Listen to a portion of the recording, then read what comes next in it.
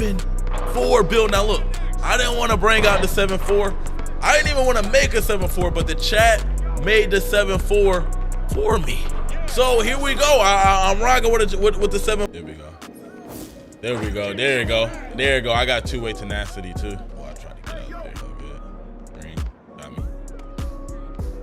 Over him. Let's go. Got me. Let's go. Take it, ball. Right. You said? Yeah. No, get no, the no, dude. What is good, YouTube? It's your boy Reese back in the video. Today's video, we're basically looking back at 2K builds that broke the meta before the meta was even created. Like before we had our 7'4" and all that, there were a lot of builds in previous 2Ks that was really goated that you could say is meta. Now, well, meta then, but you can use the word meta. But like, are you tired of playing NBA 2K the same old way? What if I told you there were player builds so broken they completely shattered the meta and changed how everyone played the game? Get ready to discover the secret weapons that dominate the virtual court and revolutionize your gameplay. Before we get into the video, don't like, comment, subscribe. So check out my live video. And yeah, no sponsors today, but you know the deal with W. But we're first gonna start the video off. Well, I feel like probably not the first game that came up with meta builds, but one of the most significant in the series. NBA 2K16. I feel like NBA 2K16 started a lot of stuff. Now, NBA 2K16 started, well, not in my opinion, I believe created the meta anything, but we have the 6'7" outside point guard. It literally has the name 6'7" outside point guard. Shout out No Limit Sean for the clips in the background. I didn't really have none of my clips to post up there, so I just took some clips, but the 6'7" outside point guard was goated. And before patch, it was OP. After patch, it was still OP.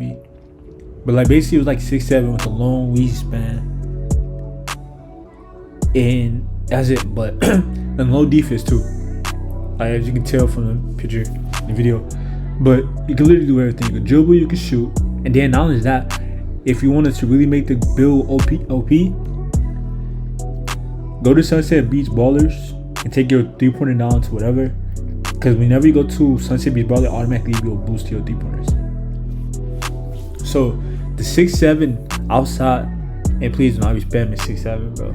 But the 6'7" outside point guard is literally, in my opinion, one of the greatest builds to ever come into 2K meta. I hate saying the word meta because like that's just so weird to just say for me. Like I have nothing against the word, I don't want to keep saying that word. But this build was so godlike. If you guys remember Swag 24, the first ever Legend 6 in NBA 2K16, I played them. Shout out Swag. But this build could do everything. Could shoot, could dribble. It was literally goated. Like it's literally the 7'4" of 2K26, but in NBA 2K16. Like look at this. That's off one move. Like the speed bursting with the 6'7" was good. Not just that, the 6'7" could guard every position. Like this was the first game that really made you, because the center you slow, but the 6'7" you can really guard every move, guard every position with this build. I used to run up so many streaks on this game with this build. I'm talking about 50s. Like I know it's not a lot now because of how non-competitive the game is, and it's so easy to run up 88 and 90 game win streak just because there's no competition. And not just competition, it's no fun. Like you can spam the same move and just make fadeaway threes. Like we're in a pandemic of fadeaway threes. Like we really came from this to everybody being Kobe from the 3-point line. It doesn't make sense. But we got to start the list off. In my opinion, the best meta lineup of any 2K game, NBA 2K16, 6'7" outside point guard. Let's get it. Now next on this, we're gonna say NBA 2K15's 7-foot small forward. This is before you could have high caps and stuff like that. I feel like NBA 2K15, my player, 7-foot small forward, really a meta build before anything else. Because I never really like to call 6-7's meta build, they was just great build. Like from 2K15s, I think it kind of started everything. I never knew it would come to be what it is in NBA 2K26, which is crazy because we came a long way in general, but this build was godly. I'm talking about shot clock cheese, half court shots, everything. You get a 93 ball. Not just that, you're playing small forward with 7-footers.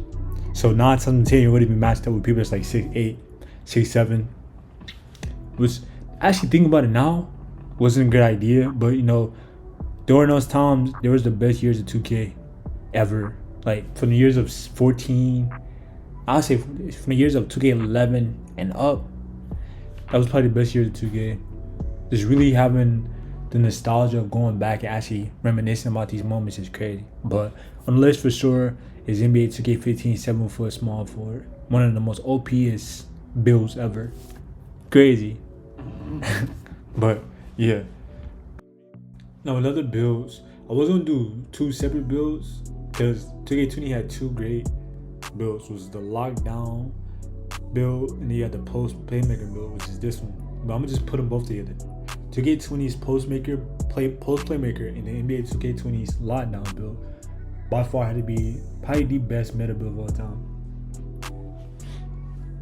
And the takeovers over here was just goated. Like I wasn't a fan of 2K20. Like I always say that. Every time somebody asks me, 2K20 is never in my top 5.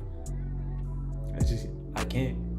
But if you ask any people that, especially people that just started playing the game like 5 years ago, they're gonna say it's 2K20. That's why I don't really argue, because like they just started playing the game, so it'd be no point of putting the game that high. But nonetheless, the build was good. It was good. You could dribble, and then if you max out your builds to Hall of Fame, like max out your badges to Hall of Fame, you could green anything off ease. Like even if you mess up on the release, this game was just so OP when it came to that build.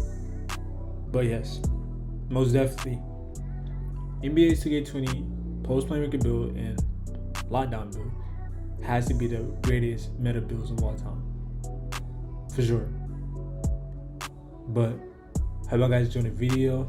Don't like, comment, subscribe. Also check out my last video, and it's just like a little quick video just to give out like some builds that I think were meta before meta even came out, just because of how great of a meta build 7'4"s are in 2K26. I had to make this build. I had to make this video. But let's get it. Also, let me know. I've been trying to do other types of videos. It's like y'all like to hear me talk about superheroes, which is crazy. Like that video does a lot whenever I can speak on people. It's like my voice. You guys love to hear my voice. You love to hear me play and stuff like that. But let me know if you guys like them superhero builds. I don't know why I was just thinking those in the moment. Or do you want me to continue just to post gameplay builds? I don't know. But it's being Reese. I'm out. Let's get it.